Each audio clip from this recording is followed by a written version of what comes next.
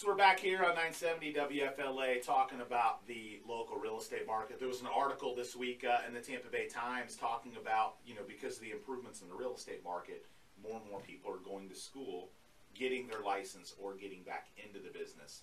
And I want to talk about it for a few minutes because I think it's something as a consumer you need to be really aware of. If someone was an agent, got out, and is now back in and raising their hand and saying, hey, I'm ready to help you with all your real estate needs, they missed 2 years of a lot of important stuff. Changes in all capacities of the real estate transactions the last couple of years. So be very cautious if you're working with someone who was out and getting back in, that they may not be up to date. They may make some crucial mistakes. And new agents, I think when this happens, a lot of people get in and say, oh, I can go be a real estate agent. And the reality is that, it's a lot harder than getting your license. They don't teach you in the real estate licensing school how to actually sell homes. They teach you how to not cause a lawsuit. That's pretty much it. It's a standardized test that you have to pass. But the challenges that those inexperienced realtors will bring to the table, because they'll be working with an experienced realtor, they won't know how to write an offer, they won't know how to list a home. There's just going to be a lot of challenges with new, and I think a lot of good can come from it too. We love new agents. We hire new agents at our company every year, and it's a crucial part of our business to find those people that can fit our model, that are young and innovative and aggressive, and not just young, but young at heart, willing to learn. Because for us, I don't really care what someone's age is, as long as they're willing to change how they think. If someone's been an agent for 10 years, but they're willing to step in and say, hey, Andrew, I understand I've been an agent for 10 years, but it hasn't worked out as great as I'd like. I'm willing to listen. That's really what I'm looking for, someone that's willing to listen, adapt, and kind of, with the changes in the market. But there's going to be a lot of people that get their license that aren't going to have that same vision.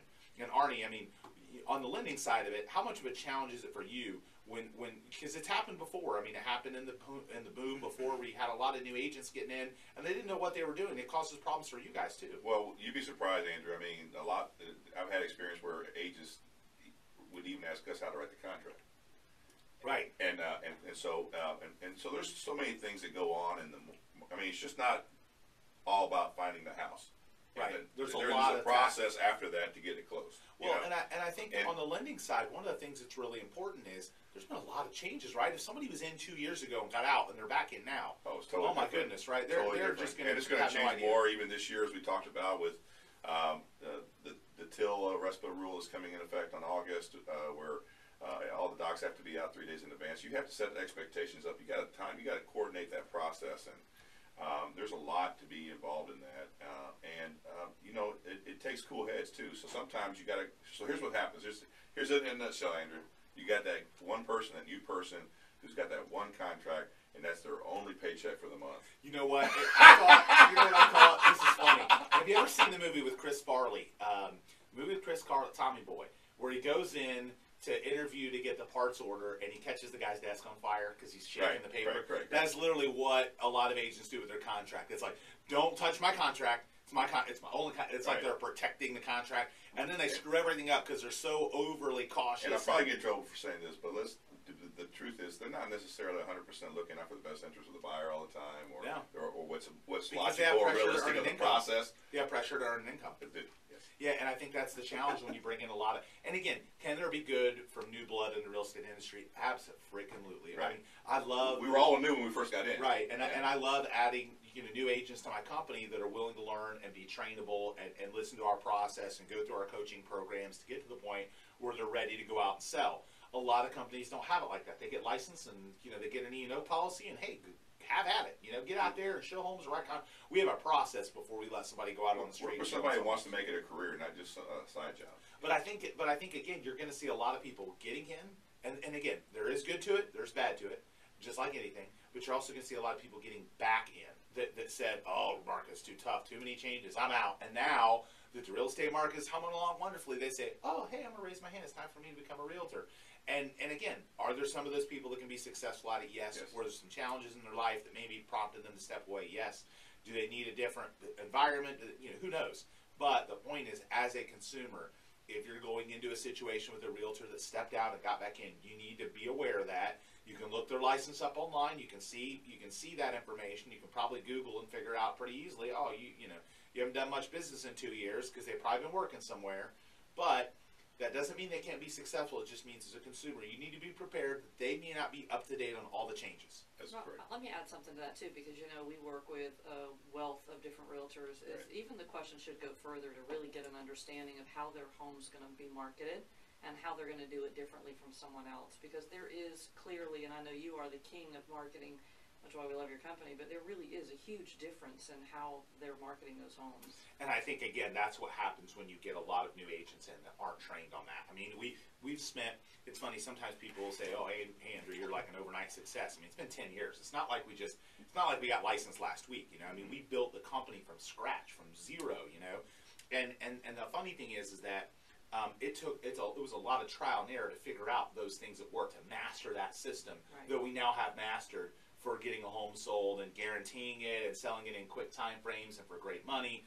And it took a long time to do that. An agent that's just jumping in doesn't have that education, that experience, that training, that system. They don't have all that. So what's going to happen as a consumer is, you know, and that's not to say they can't sell your home. I'm not saying a new agent can't succeed in real estate sales. I'm saying that you need to, as a consumer, be knowledgeable about the experience level of the agent and the team that you're hiring to do that. And like you said, you know, there are times when an agent, you know, lucks into something. They're a brand new agent, and their buddy has them sell the $750,000 house because it's a friend. He'd feel guilty if he gave the business to someone else.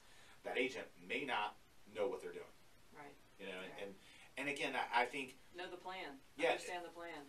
And I think there's a lot of good that's going to come from some of these changes. I think that I'm always a believer that you know, industries evolve, and I think we're in an evolutionary period for real estate sales. I think the technology, a lot of things are going to bring a lot of new blood in, and it's going to bring some great realtors in. I mean, it is going to bring some people that can change our industry, that come from a different background, but it's also going to bring some bad in. Just like with any change, there's Just like, good and bad. yeah, as soon as they see that what's hot, they're going to say, well, I'm having trouble in this career, I'm going to try real estate. You know? Right, and so, it's not, and I don't want to discourage anyone out there listening for getting into real estate sales. What I do want to discourage is you getting into real estate sales because you think it's a get-rich-quick scheme. It is not. And Andrew, we need new blood in this industry. We do. I just heard a stat over the weekend. I hate to say it, but the average age of a realtor is 56. Right. And the average age of a mortgage lender, I hate to say, is 54. Wow. So we do need some new blood, yeah. Well, I mean, here's what's interesting. So, and I don't say this to gloat, but I posted this on my personal Facebook page a couple days ago. My first year in the business, I sold one home and made $4,891. I know the exact number. That's what I made my first year in real estate. My first full year in real estate, that's what I made. And that's the expectation that someone jumping in needs to have. They need to have an expectation that if we're going to do well in the long term, they may not do great financially their first year. It is a lot to learn. It's a lot to absorb. This year we sold $100 million in real estate. You know, our company earned over $3 million in commission income. So I went from that to where I am now. And I don't say that to brag, but I say that to anyone out there that's a new agent. One, it can be done.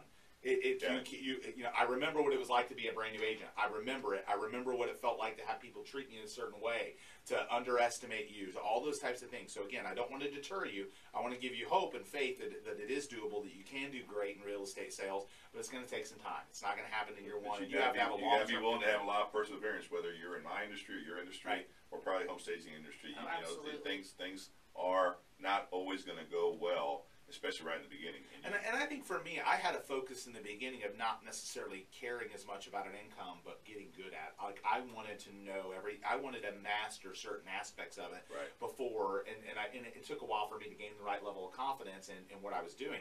And every person's different. I wish to God that I had the team back then that I could have joined like mine. Because man, I probably would have knocked it out of the park really fast. Absolutely. My people, you know, within the first couple months, I mean, they're selling homes after they get through the training program. So I didn't have that. So it was a lot of learn on the fly. So I think again, is it possible to get out there and be successful in real estate? Absolutely. Do I want to encourage it? Yes.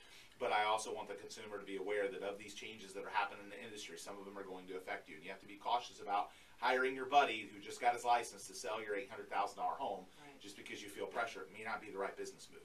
That's right. But I'll tell you what's interesting. Like you said, I do think that these changes are going to bring some new blood, right? It is going to bring some new blood. I just want them to be cautious about it and smart about it because so many realtors get in and they're out within a year. And because they don't have they have a quicker expectation that they're going to make money quicker than they expect, and They don't plan enough for it. They don't put enough away. They don't prepare. I'm a great example of it. I was a go-getter. I wasn't some kid that when I got into real estate, I just sat around on my thumbs all day. I mean, I worked my butt off. You know, I was knocking on doors and, you know, calling expired listings. I mean, I was doing everything I could to do business, but it just took some time for it to start working. So my first year was not a great banner year. I mean, if you looked at my first year, a lot of people would have quit. You know, I mean, a lot of people would have quit. So don't quit. You know, but just be prepared if you're getting into it. It is not going to happen overnight. It's going to take some time. But can it be wildly rewarding? Absolutely. Absolutely, and a great industry and a great to be in. And you're really just more than selling a house. You're changing a community. You're changing the life of somebody, because that home is part of their pride and joy for the rest of their life. And you're changing lives more so than just earning a commission. And that's what when I hire an agent and I hear a lot. That's what I love to hear. I love to hear the person say stuff like, you know, I can't wait to help people become a homeowner and make good financial decisions. Like they have to have the heart of a teacher in a sense. I mean, they have to be good at sales. I mean, there's no doubt, but we are not like a closer type sales company. I view us more like consultants where we're giving them the right advice. There's times when we give consumers advice that aren't in our company's best interest, that are in their best interest. And not all sales organizations are that way. You know, it's interesting, we were talking about this before, but the millennial, I think, not only are the millennials going to be huge as far as home buying, we're going to talk about this in the last segment after our break, but millennials are going to be a huge part of the real estate business. A lot of the people that are going to get in are going to be the millennials. You know, they've gone out, they've been employed for a few years, or they've been unemployed, and now they say, okay, I want to be entrepreneurial and I want to go into this field. So we're going to talk about that and wrap up the last segment of the show after a quick break here on the Duncan Duo Show.